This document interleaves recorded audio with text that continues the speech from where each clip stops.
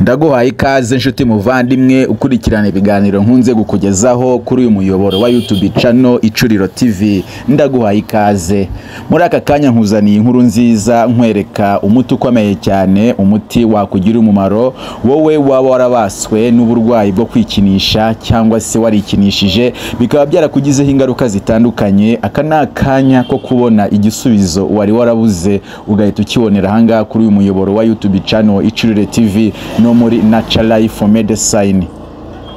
Niba ari ubwa mbere ugeze kuri YouTube channel Icuriro TV, gerageza ukore subscribe, ukore like na share ndetse ukande kunzogera kugira ngo ujye ubona inkuru zose dushyizeho. Ndagusuhuje. Abantu benshi bagiye babatwa n'ibibazo byo kwikinisha mu buryo bumwe se cyangwa ubundi, babitewe n'impamvu zitandukanye nk'uko kenshi uganira na bamwe babikubwira.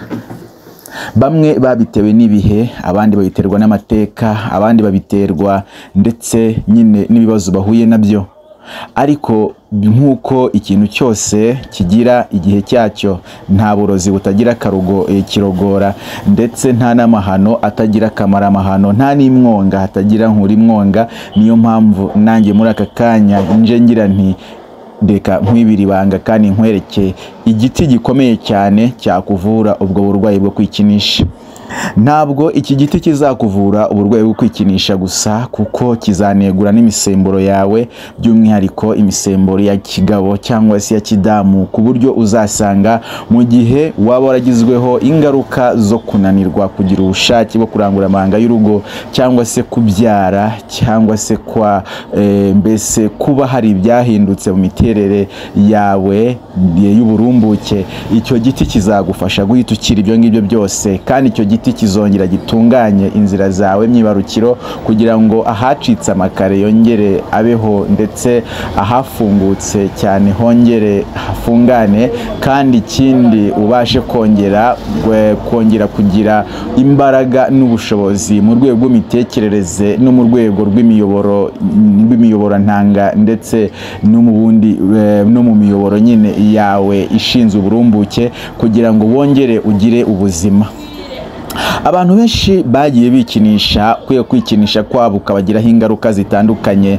Bamwe bagiraho ingaruka zo kukumagara, kutagira amavangingo n'ububobere, abandi bakagira ingaruka zo kutagira ubushake bw'imibonano na rimwe, ndetse abandi bakagira ingaruka zo gucika intege cyane, kurangiza vuba, ndetse n'ibindi, kugira igitsina kitagira umurego, ndetse kunanirwa k'ubwonko cyane. Abandi bakagira ingaruka zo kurwara, banyine barwara indwara zitanye isano n'icyo kibazo cyo kwikinisha. Abandi byabateye kubura urubyaro, abandi byabateye nyine guhatiriza, ndetse byabateye kubatwa n'ubwo buryo kwikinisha, aho yumva ari cyo kintu akeneye, ndetse n'uwashatse akaba afite urugo akaba adashobora kunyurwa n'uwo bashakanye, ahubwo igihe cyose akumva ko mu gihe kuba ari kumwe n'uwo bashakanye ari uburyo bw'imigenzo, ariko batandukana gato akihina nk'ahantu akikinisha kugira ngo abashe kumva atuje. Akaba yarabaswe n'icyo kintu nk'uko umuntu ashobora kubatwa n'itabi cyangwa se kubatwa n'inzoga. Ni ukuvuga ngo n'ibyo ngibyo naho hari igihe ubwonko bwangirika bukabatwa no kwikinisha. Ariko nk'uko nabibabwiye ngo nta burozi butagira kirogora, ndetse nta n'amahano atagira akamara amahano, muzaniye inkuru nziza cyane, inkuru nziza y'umuti wakoresha kugira ngo icyo kibazo cyawe cyo kwikinisha, izo ngaruka zose wagize, kibashe kurangira ako kanya, ndetse binarangire. Muri iyi nkuru rero, aho ndimo ndakuganiriza kuri iki kibazo, ndimo ndagukangurira gukurikirana ibiganiro byo muri Natural Life Medicine, ndetse gukurikirana ibiganiro nkugezaho ku muyoboro wa YouTube channel Icuriro TV, ari naho nkumenyekanisha uruhererekane rw'imiti y'ibimera traditionnel Natural Life Medicine, aho umbasha kumenya ibimera bitandukanye, ndetse ukabasha kumenya n'indwara bivura, aho ushobora wowe ubwawe kujya ubasha kugira uko urwana, ndetse ubasha kwivura wowe ubwawe, hanyuma ugakira neza. Shuti muvandimwe, rero niba warabaswe n'icyo kibazo, dore iki kimera uriho urabona kuri video kikubera igisubizo gikomeye cyane ku bigendanye no kwikinisha, ku bigendanye n'izo ngaruka wagize mu kwikinisha.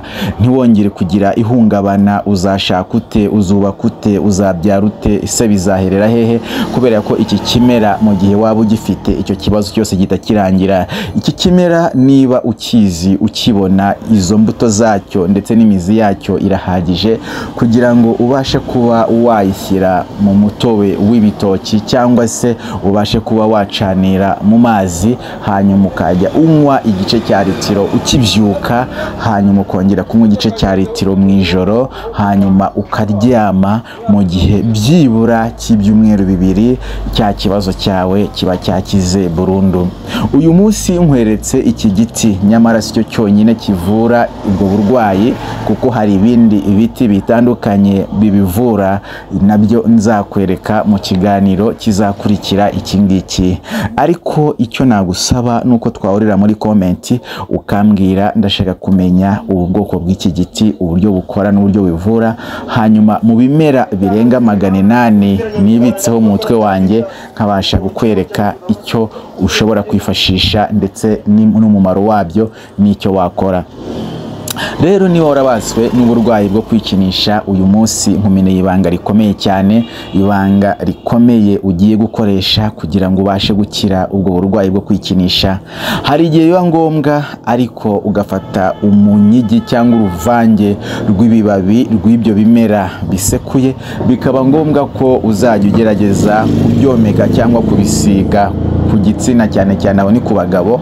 Hanyuma mu gihe igitsina cyawe cyaba cyaracitse intege burundu mu buryo bwo gufata umurego no kugira imbaraga, icyo gihe nanone bigakemuka, ugatangira ukagira ubushobozi n'imbaraga zo kuba nyine ubasha kuba uri kuri icyo kibazo. Rero Imana yaremye ibimera bitandukanye, bimwe byo kutubashisha kurya kugira ngo tudasonza bikadutungira umubiri, ariko yaremye n'ibimera ibihe imbaraga zitandukanye bidufasha mu gihe twarwaye, mu gihe twahuye n'ibibazo by'uburwayi. Muri ibyo bimera rero nkweretsemo n'iki ngiki n'amaso yawe, kugira ngo ubashe kuba wakifashisha mu gihe icyo ari cyo cyose waba warahuye n'urusobekerane rw'uburwayi buterwa no kwikinisha, kugira ngo ikibazo cyawe kibe kirarangiye, ntiwongere kugira ipfumwe ryo gucika intege, urangiza vuba ubikora, ntiwongere kubikenera nta mbaraga ufite, ucika intege uri muri icyo gikorwa, kutagira ubushake, kuba wumagaye, kuba utagira ubushake namba, kuba iby'urubyaro byarajemo ikibazo, amahorana ibibazo by'ama infection, cyangwa se ubasha kurwara ibindi bibazo bitandukanye mu mwanya w'ibanga ufitanye isano no kwikinisha. Ibyo byose ngiki gisubizo.